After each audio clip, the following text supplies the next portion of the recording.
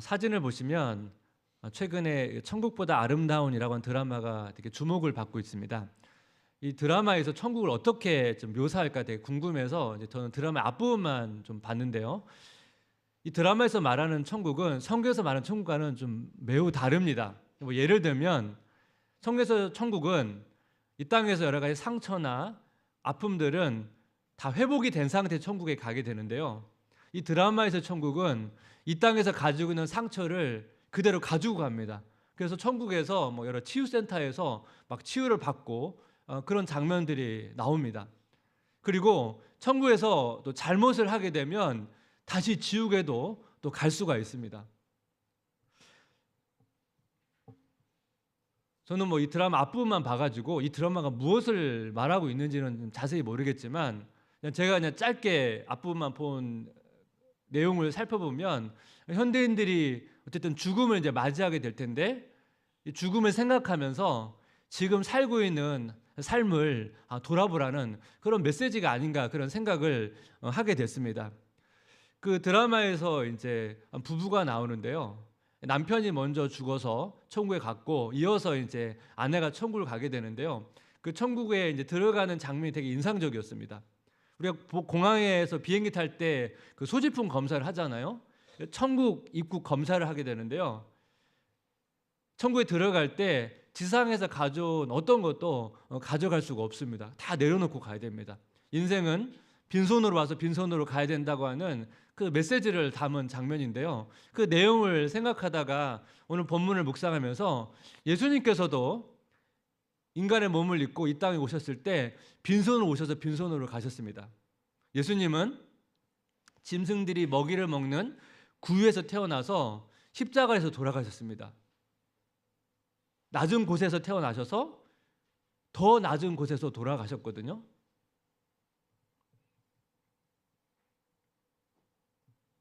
그리고 죽음 이후에도 가장 평범한 인간의 장례를 치르셨습니다. 로마 사람들은 보통 십자가에서 사람이 처형을 당하면 그 사람의 장례는 치르지 않았습니다. 그냥 방치를 했습니다. 그래서 주로 짐승의 먹이가 됐는데요. 유대인들은 모세의 정신, 율법의 정신을 따라서 죽은 사람, 특히 죄인을 할지라도 때론 적군이라 할지라도 그 사람의 장례를 치러주는 것이 기본적인 방향이었습니다. 그래서 아리마대 요셉이 예수님의 장례를 치릅니다. 마태복음 27장 59절 60절 요셉이 시체를 가져다가 깨끗한 세마포로 싸서 바위 속에 판 자기 새 무덤에 넣어두고 큰 돌을 굴려 무덤 문에 놓고 가니 예수님은 그 세마포 천에 쌓여가지고 무덤에 안치됐거든요. 작년에 아버님 장례를 치렀는데요. 그 입관 때의 장면이 지금도 생생합니다. 그 하얀 천에 쌓여서 그 관 안에 그 누워 계시는 아버님의 모습이 지금도 굉장히 생생히 기억이 나거든요. 여러분 생각을 해보면 인생의 시작과 끝이 비슷한 것 같습니다. 아이가 태어나면 하얀 천에 쌓여서 이 땅의 삶을 시작하죠. 근데 죽을 때도 이 하얀 천에 쌓여서 이 땅의 삶을 마무리합니다. 여러분 인생의 시작과 끝을 생각해 보면 우리가 참 많은 것을 할 수 있을 것 같은데 우리가 이 땅을 시작할 때 자기 스스로 시작하지 못합니다. 그리고 죽을 때도 자기 스스로 자기 인생을 마무리하지 못합니다. 예수님께서도 우리처럼 똑같이 천에 쌓이셔서 이 땅의 삶을 시작하고 천에 쌓여서 이 땅의 삶을 마무리하셨거든요. 근데 오늘 본문을 보게 되면 예수님의 죽음과 부활 사이의 시간을 다루는데요. 사흘간의 시간 아닙니까? 이 사흘간의 시간이 우리에게 우리 인생을 향한 질문이 있다는 것입니다. 그것을 한 두 가지 정도로 한번 정리하면서 나누기를 원하는데요. 죽음과 부활 사이의 시간이 우리에게 던지는 질문 첫 번째는 뭐냐면 포기하지 않으시는 하나님의 사랑을 신뢰하는가입니다. 삼위 하나님의 관점에서 이 사흘간의 시간을 한번 살펴보면 좋을 것 같습니다. 우리가 사도신경을 우리가 고백할 때 십자가에 못 박혀 죽으시고 장사한 지 사흘 만에 죽은 자 가운데 살아나셨다고 우리 고백을 하잖아요. 근데 이전에 사도신경을 보면 십자가에 못 박혀 죽으시고 음부에 내려가셨다는 표현이 있습니다. 그럼 예수님께서 음부에 내려갔다는 게 무슨 의미인가? 음부라는 단어는 구약에서 스올이라고 표현하기도 하고 신약에서는 하데스라고 표현합니다. 그래서 이 음부라는 표현이 여러 가지 의미로 사용되는데요. 제가 몇 주 전에 요나 이야기를 할 때 요나가 이제 배를 탔다가 이제 바다에 던져져서 물고기 뱃속에 들어가게 되는데 스올의 뱃속에 있었다고 고백을 하거든요.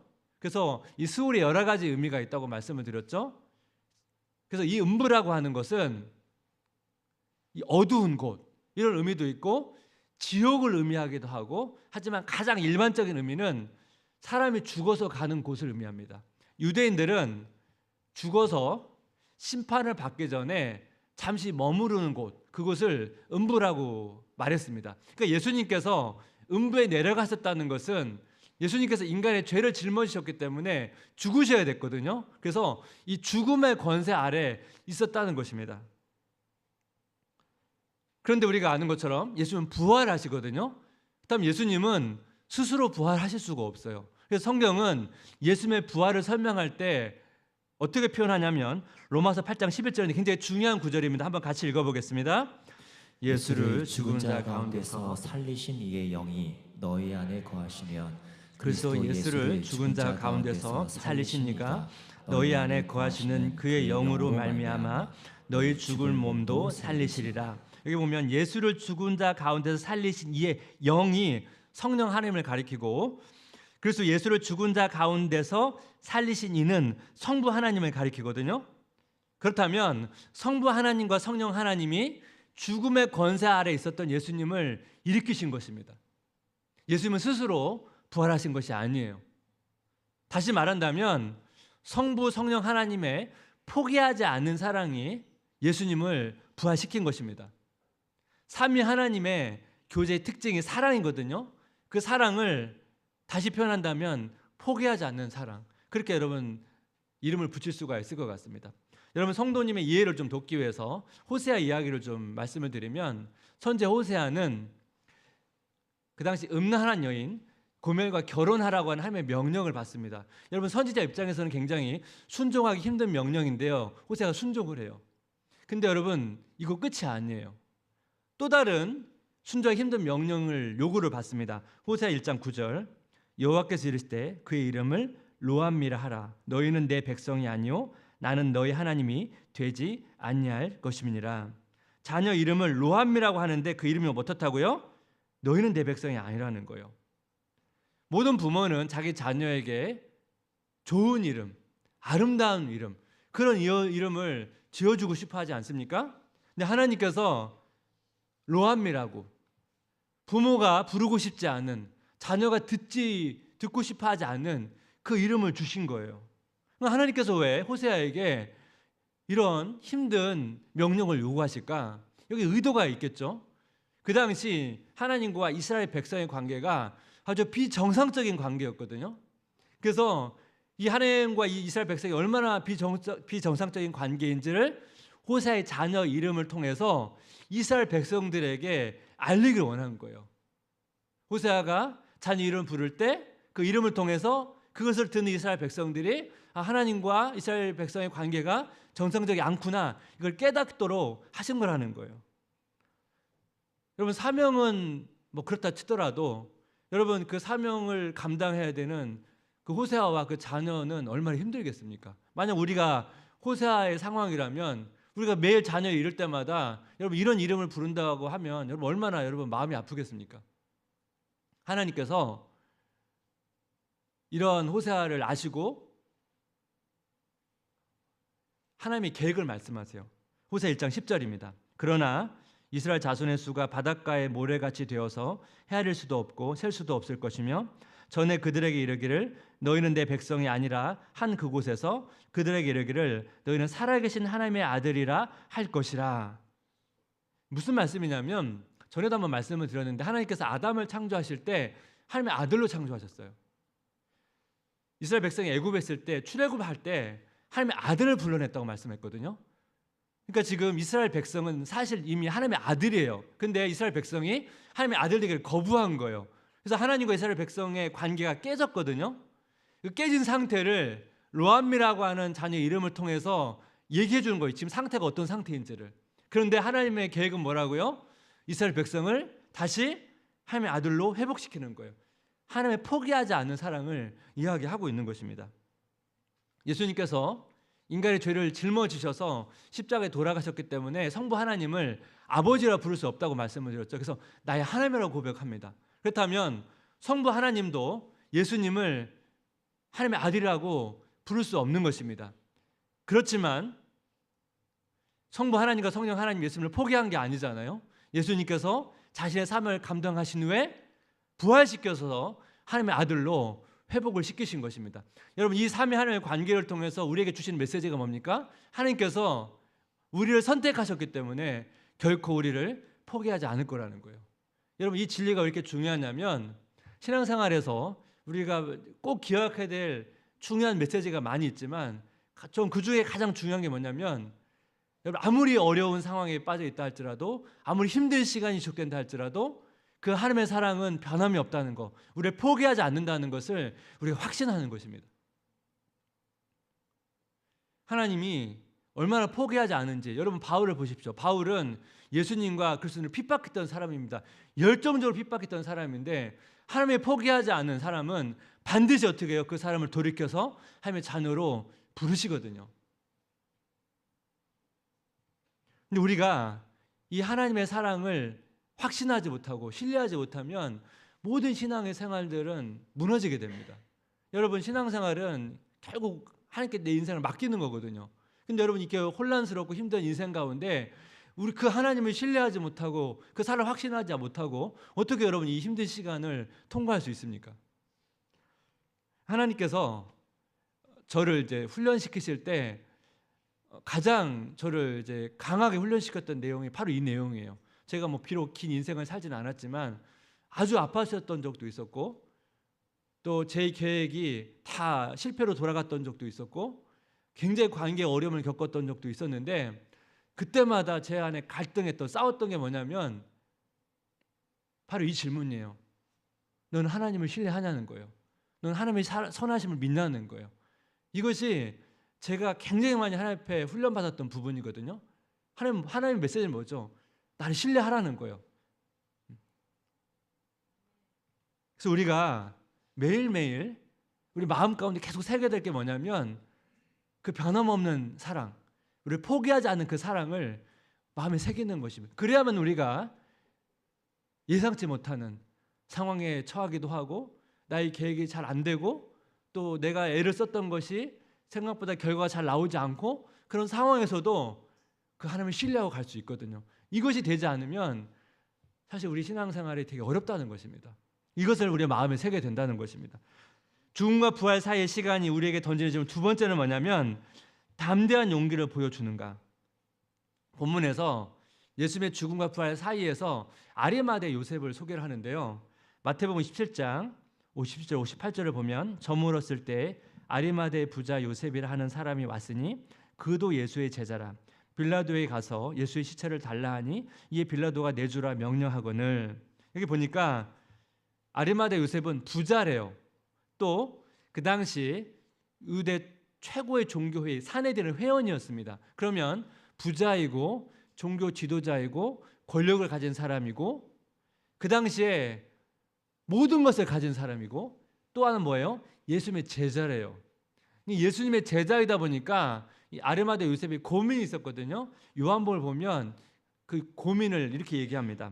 요한복음 19장 38절 한번 같이 읽어볼까요? 아리마대의 사람 요셉은 예수의 제자이나 유대인이 두려워 그것을 숨기더니 2일 후에 빌라도에게 예수의 시체를 가져가기를 구하매 빌라도가 허락하는지라 이에 가서 예수의 시체를 가져가니라. 유대인이 두려워서 자신이 예수님의 제자인 걸 숨겼대요. 여러분, 유대 종교 지도자 그룹의 멤버였거든요.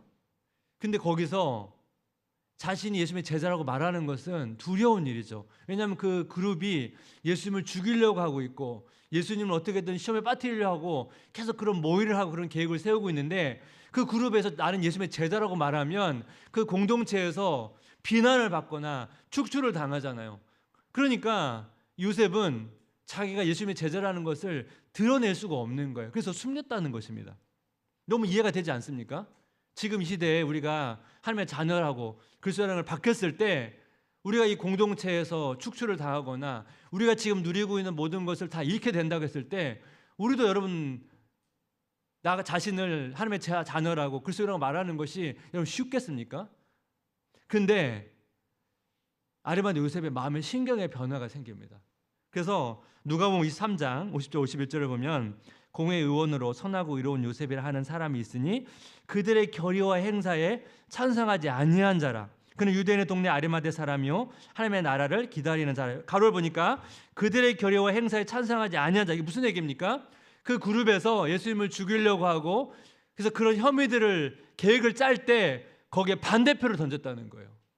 여러분 반대표를 던지는 거 여러분 쉽습니까? 쉽지 않거든요. 그 공동체에서 축출을 당하거나 배제당할 수 있는 그런 상황인데 마음의 변화가 생겨서 용기를 내어서 반대표를 던졌다는 것입니다. 오늘 본문도 마찬가지예요. 로마 총독에게 예수님의 시신을 달라고 말하거든요. 예수님은 로마족의 반역자라는 죄명으로 처형을 당했습니다. 근데 그 로마 총독에게 예수님 시신을 달라고 한다는 것은 엄청난 오해를 받을 수 있는 거 아니겠습니까? 근데 요청을 한다는 거예요. 지금 예수님의 제자들이 다 도망을 갔습니다. 요셉도 아마 본인이 기대했을 거 아니겠습니까? 근데 그 기대가 사실은 좀 무너진 거잖아요. 그러니까 지금 요셉이 예수님의 시신을 달라고 하는 상황은 뭔가 호의적인 상황이 아닌 거예요. 많은 오해와 많은 비난과 많은 손해를 감수해야 되는 상황인데 이 사는 상황에서 용기를 낸 거예요. 뭐 예수님께서 기적을 베푸시거나 가르침을 전하시거나 살아가실 때 용기를 낸 게 아니고 예수님이 돌아가셨을 때 예수님께서 어떤 일도 행하지 않으실 때 자기 같은 제자 동료들이 도망갔을 때 지금 용기를 내서 요청을 했다는 것입니다. 여러분 성경에 보면 요셉과 같이 용기를 낸 사람이 있거든요. 예수님께서 사역을 하실 때 안식일에 맹인을 고쳐주십니다. 안식일에 맹인을 고쳐다 보니까 논쟁이 있었어요. 바리새인이 그 눈을 뜬 맹인의 부모를 불러가지고 너희 자녀 맞냐? 어떤 일이 벌어졌냐고 묻습니다. 부모의 반응을 보십시오. 요한복음 9장 21절 22절. 그러나 지금 어떻게 해서 보는지 또는 누가 그 눈을 뜨게 하였는지 우리는 알지 못하나이다. 그에게 물어보소서. 그가 장성하였으니 자기 일을 말하리이다. 그 부모가 이렇게 말한 것은 이미 유대인들이 누구든지 예수를 그리스도로 시인하는 자는 출교하기로 결의하였으므로 그들을 무서워함이러라. 부모 입장에서는 자기 자녀가 눈을 떴습니다. 기적 같은 일이 난 거예요. 얼마나 기쁜 일입니까? 그런데 증인으로 서지는 않는 거예요. 유대 공동체에서 출교를 당할까 봐. 그래서 어떻게 말합니까? 자녀가 다 컸으니까 자녀에게 물어보라는 거예요.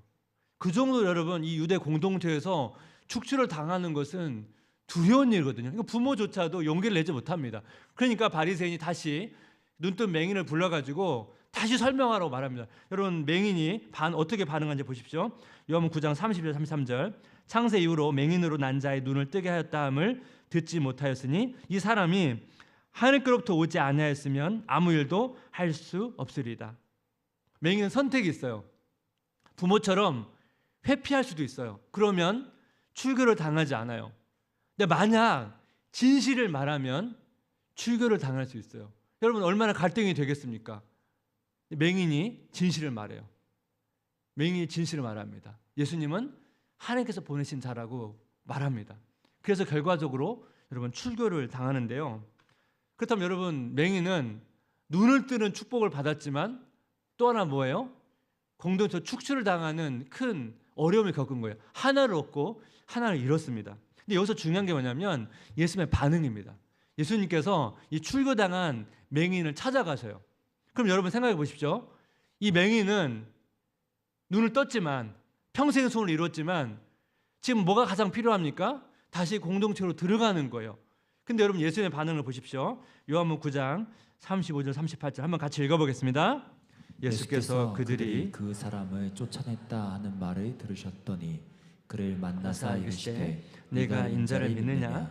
대답하여 이르되 주여 그가 누구시오니까 내가 믿고자 하나이다. 예수께서 이르시되 내가 그를 보았거니와 지금 너와 말하는 자가 그이니라. 이르되 주여 내가 믿나이다 하고 전하는지라. 예수님께서는 이 눈을 뜬 맹인에게 가장 지금 필요하다고 생각하는 공동체에 들어가는 해결책을 제시해 주는 게 아니고 자기 자신이 누군지를 말하세요. 내가 인자고 너희가 기다렸던 메시아라고 말해요. 그래서 맹인은 예수님께서 하나님께서 보내신 선지자 정도가 아니고 메시아라고 하는 사실을 깨닫게 된다는 것입니다. 예수님께서는 맹인의 시선에서는 가장 필요한 공동체로 들어갈 수 있는 그 축복을 주신 게 아니고 예수를 믿어서 구원받는 축복을 주셨다는 것입니다. 여러분 생각해 보십시오. 맹인의 관점에서는 지금 제일 바라는 거는 공동체에 들어가는 거예요. 그게 가장 바라는 거예요. 근데 지금 생각하지 못했던 예수님을 믿어서 구원받는 축복이 있었다는 것입니다. 이것은 맹인이 생각하지 못했던 축복입니다. 여러분 어느 것이 더 좋은 축복입니까? 예수를 믿어 구원을 받는 거겠죠. 근데 여러분 여기서 고민해야 될 지점이 있습니다. 우리가 살면서 왜 용기를 발휘하기가 쉽지 않은가? 우리가 다시 맹인의 관점으로 가셔서요. 우리가 똑같이 맹인 같은 상황에 있을 때 한번 생각해 보십시오. 용기를 내려고 하면 어떤 위험성이 따릅니까? 출교가 상징하는 뭔가 내 중요한 부분을 잃을 수 있다는 것이에요. 그래서 우리가 용기를 내는 것이 어렵습니다. 그리고 사실은 여러분 용기를 내지 않아도 돼요. 눈을 떴잖아요. 평생 소원을 이루었잖아요. 그러니까 사실 여러분 은혜가 없는 건 아니에요. 하지만 중요한 건 뭡니까? 용기를 내지 않으면 그 은혜는 거기까지인 거예요. 더 놀라운 축복이 있지만 용기를 내지 않으면 그것이 전부인 거예요. 맹인은 용기를 냈기 때문에 눈을 뜬 축복이 있었지만 그보다 더 놀라운 구원이라는 하는 축복을 여러분 받았다는 것입니다. 그래서 여러분 용기는 현재의 은혜를 뛰어넘는 은혜를 보장합니다. 그런데 용기에는 대가지불이 있다는 거예요. 그래서 우리가 이 대가지불 때문에 주저하는 것이고 주저하다 보니까 사실은 더 놀라운 축복, 더 놀라운 은혜가 있지만 그 자리까지 가지 못할 때가 여러분 있다는 것입니다. 여러분 아리마대 요셉도 생각해 보십시오. 아리마대 요셉은 엄청난 용기를 냈습니다. 그럼 아리마대 요셉에게 얻게 된 유익이 뭡니까? 요셉은 예수님의 장례를 치렀습니다. 예수님의 시신을 만졌던 사람입니다. 그리고 이후에 예수님의 부활을 목격했을 것입니다. 여러분 성경의 인물 중에 예수님의 죽음과 이 부활을 요셉처럼 생생하게 경험한 사람은 많지 않습니다. 이건 엄청난 축복이에요.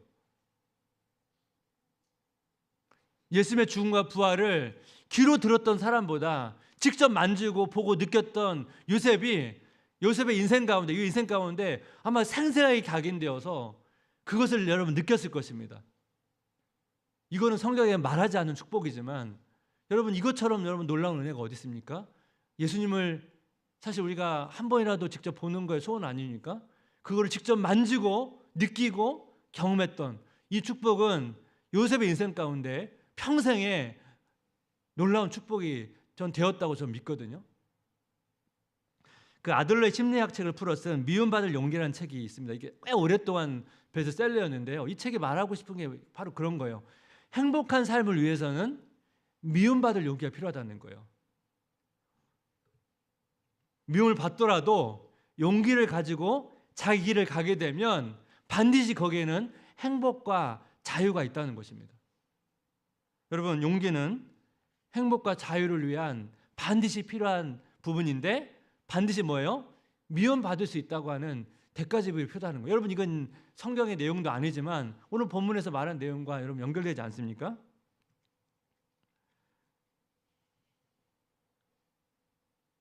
제가 이제 목회를 하면서 제가 이제 뭐 분당을 사역할 때는 워낙 이제 좋은 교회 있다 보니까 제가 뭐 이렇게 인생에 도전할 것이 없습니다. 그냥 교회에서 하는 걸 열심히 제가 도우면 됐는데요. 제가 이제 교회를 이제 개척하면서 첫 번째 이제 교회 장소를 구하는데요. 난관이 좀 있었습니다. 장소가 잘 구해지지 않는 거예요. 장소도 없을 뿐더러 또 다른 곳은 너무 이제 다른 교회랑 인접하다 보니까 거기를 이제 들어가기가 너무 이제 마음에 불편함이 있어서 그러다가 이제 교회 장소가 나왔다고 해서 이제 그 장소를 보러 갔는데 그날 하필 눈이 많이 내렸습니다. 폭설이 내려가지고 그 차를 이끌고 조심조심 가는데요. 여기를 이제 간 거예요. 근데 갑자기 이제 길이 전환되면서 되게 황량하고 허름한 창고 두 개가 있는데 그래서 여기를 봤거든요. 막 눈이 쏟아지는데 그래서 이제 제가 이제 이 공간을 영상을 찍어서 그 저희 리더십 이제 이제 같이 교회 준비하는 리더십 분들에게 나눴어요. 이 공간이 지금 나왔다. 그래서 여기 관광을 하려고 하는데 어떻게 생각하는지 물었거든요. 그래서 결과적으로 이 공간을 하기로 했거든요. 근데 사실 여러분 이 공간 지금 뭐 이미 바뀐 걸 보신 분은 잘 못 느끼겠지만 그 전엔 진짜 여기가 황량했거든요. 그리고 뭐 주차나 교통 여러 가지 부분에 있어서 이 교회가 들어오기에는 적합한 장소는 사실 아니었습니다. 그래서 이거 들어올 때는 사실 도전이었고 모험이었어요. 이게 될까? 가능할까? 그러고 시작을 한 거거든요. 그리고 여러분 지난 3년 동안은 교회에서 제가 분당에서 워낙 오랫동안 있었으니까 분당을 위해서 워낙 또 잘 되어 있기 때문에 그것을 이 교회에서 잘 구현하자, 잘 세팅하자. 그래서 지난 3년 동안에는 그걸 하느라고 계속 달려왔습니다. 근데 제가 지난주 4년째 접어들면서 제가 무슨 말씀을 드렸냐면 제가 다시 시작하겠다고 말씀드렸죠. 다시 시작하겠다는 건 뭐냐면 이제 현상 유지만 하겠다는 건 아니에요. 현상 유지하는 것도 사실 힘들어요. 사실은 쉽지 않아요. 엄청난 에너지가 들어가거든요. 근데 새로운 사역을 펼치고 새로운 걸 도전하는 것은 항상 모험이고 어려움이 따라요. 근데 제가 4년째 접어들면서 이제 분당을 위해서 하지 않았던 사역도 펼칠 거예요. 제가 지난주에 말씀드렸던 뭐 다음 세대 일대 양육도 마찬가지고 계속 그런 것들 앞으로 펼칠 거거든요. 왜 이렇게 하냐면 여러분 현상 유지만 해도 은혜는 있어요. 하지만 더 큰 은혜, 더 놀라운 은혜를 맛보려면 도전하지 않고는 여러분 그런 은혜는 주어지지 않습니다. 여러분 세계적인 농구 선수 아시죠? 마이클 조던이라고. 사실 대학 때는 마이클 조던이 굉장히 두각이 드러냈는데요. 고등학교 때만 해도 마이클 조던은 이렇게 두각을 받지 못했습니다. 그래서 그 멤버에도 들지 못할 때도 있었습니다. 그래서 사실 지독한 연습벌레거든요. 마이클 조던 이런 얘기를 했습니다. 나는 인생에서 9,000번 이상의 슛을 놓쳤고 300번 이상 경기를 졌고 중요한 슛을 26번 놓쳤다. 나는 계속 실패했기에 성공할 수 있었다. 자신의 꿈을 이룰 때까지 계속 용기를 가지고 도전했기 때문에 자신이 성공했다고 그렇게 고백을 했거든요. 메리언 라드 마커라고 하는 분의 짧은 문장인데 한번 이건 같이 한번 읽어보겠습니다. 한번 같이 읽겠습니다. 용기란 때때로 하루를 마치면서 내일 다시 시도할 거야 라고 결심하는 마음속의 작은 소리다. 용기란 때때로 하루 마치면서 내일 다시 시도할 거야 라고 결심하는 마음속의 작은 소리다. 여러분 이 문장 안에 뭐가 있습니까? 실패했다는 거죠. 잘 안 됐다는 거죠. 그래서 내일 다시 시도한다는 거 아니겠습니까? 여러분 한 주간 동안 여러분 성도의 삶 가운데 가정이든 일터든 간에 여러분들이 이런 도전을 한번 해보시면 좋겠습니다. 전에도 한번 제가 말씀드린 것처럼 저는 이런 도전들을 하려고 애를 써요. 그 하나님과의 교제의 시간을 제가 갖고 있는데요. 전 지금 좋거든요. 하지만 저는 더 하나님과 깊은 교제가 있다고 믿어요. 근데 지금처럼 하면 그 단계는 못 가잖아요. 그래서 저는 계속 뭔가 새로운 걸 시도를 해요.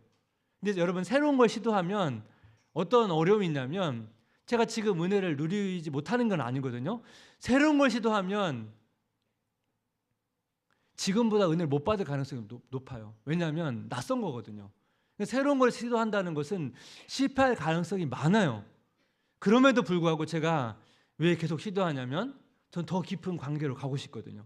더 깊은 은혜를 맛보고 싶거든요. 그래서 근데 제가 확신하는 건 뭐냐면 제가 대학 때부터 그리고 직장 다닐 때 뭐 지금까지 한 30년 동안 계속 이걸 시도했거든요. 전 그동안 굉장한 많은 시도, 수많은 실패를 하고 여기까지 왔는데 수많은 실패를 하더라도 저는 이 시도를 통해서 더 깊은 은혜를 맛봤고 더 깊은 묵상이 있다는 거, 더 깊은 기도가 있다는 걸 맛봤기 때문에 전 더 맛보고 싶거든요. 그래서 또 많은 실패를 하더라도 전 도전하는 거예요. 성도는 마찬가지예요. 성도님도 여러분 지금 하나님의 은혜를 누리고 계시죠? 그것만 있지 않아요. 하나님은 더 많은 걸 주고 싶거든요. 근데 지금 하고 있는 걸 유지해 가지고는 그 단계로 가는 것은 쉽지가 않습니다. 그러려면 어떻게 해요? 도전하셔야 돼요. 새로운 시도를 하셔야 돼요. 실패를 한다 할지라도 그 과정에서 우리는 은혜가 더 깊은 은혜로 갈 수 있다는, 그러기 위해서 뭐예요? 용기가 필요해요. 용기가 필요합니다. 제가 앞에서 말씀드렸죠? 이 용기를 위해서는 하나님께서 우리를 포기하지 않으신다는 이 사랑만 있으면 돼요. 그러면 우리는 실패해도 가능합니다. 여러분, 그 파도 타기 있잖아요. 파도가 높으면 높을수록 파도 타기는 즐겁거든요. 하지만 위험이 따르잖아요. 하지만 우리의 삶이 보장된다면 높은 파도에 몸을 실는 것은 여러분 행복한 일이에요. 여러분 한 주간 동안 가정이든 일터든 간에 도전하시면 좋겠고, 여러분 하나님의 교제도 지금보다 더 풍성해지시면 좋겠습니다. 그걸 위해서 믿음의 결단, 용기는 결단이 있으셔서 하나님의 은혜가 점점점 갱신되는 그런 축복을 누리시기를 주님의 이름으로 기도하고 축복합니다. 우리 같이 말씀을 담은 찬양이 있는데요, 이 믿음과 삶이라는 찬양의 가사를 좀 깊이 있게 생각하면서 같이 고백하며 나아가면 좋겠습니다. 믿음과 삶을 살아내는 실력이, 믿음과 삶을 살아내는 실력이 너무나 다른 내 모습을 볼 때에 너무나 다른 내 모습을 볼 때 이 모습도 주가 사랑하실까? 자신 없는 내 모습 그저 주님 앞에 있네. 나 같은 자도 사랑하여 주시고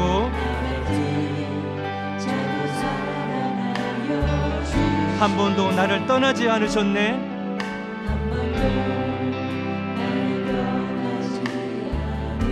아픔 속에 주를 찾게 여긴 날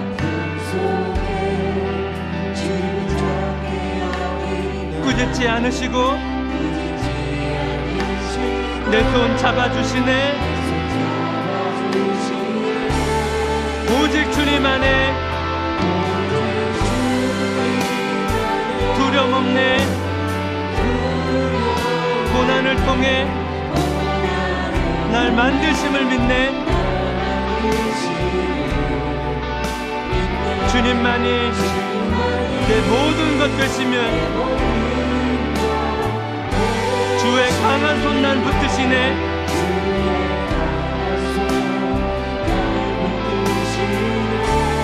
오직 주님 안에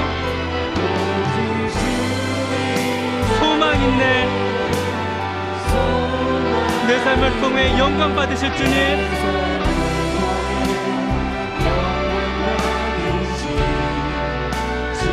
주님만이 내 모든 것 되시네. 주의 선하심 나 노래하네.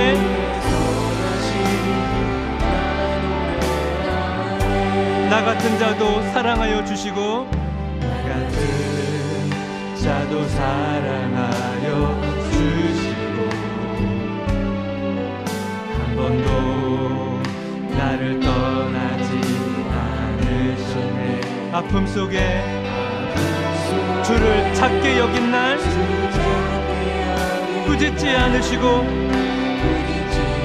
포기하지 않으시고 내 손 잡아주시네.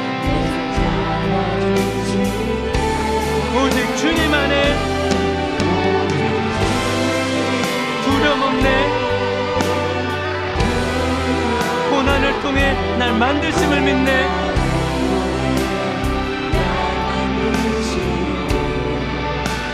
주님만이 내 모든 것 되시네. 주의 강한 손 날 붙드시네. 예, 강한 손 날 붙드시네. 오직 주님 안에 소망 있네. 내 삶을 통해 영광 받으신 주님만이 내 모든 것 되시네. 주의 선하심 나 노래하네.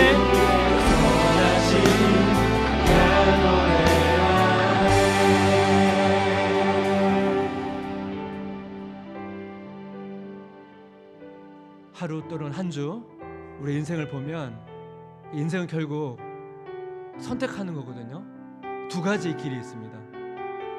아주 안정적인 길, 지금을 잘 유지하면서 어떤 도전과 모험보다는 지금의 삶을 잘 유지하는 것.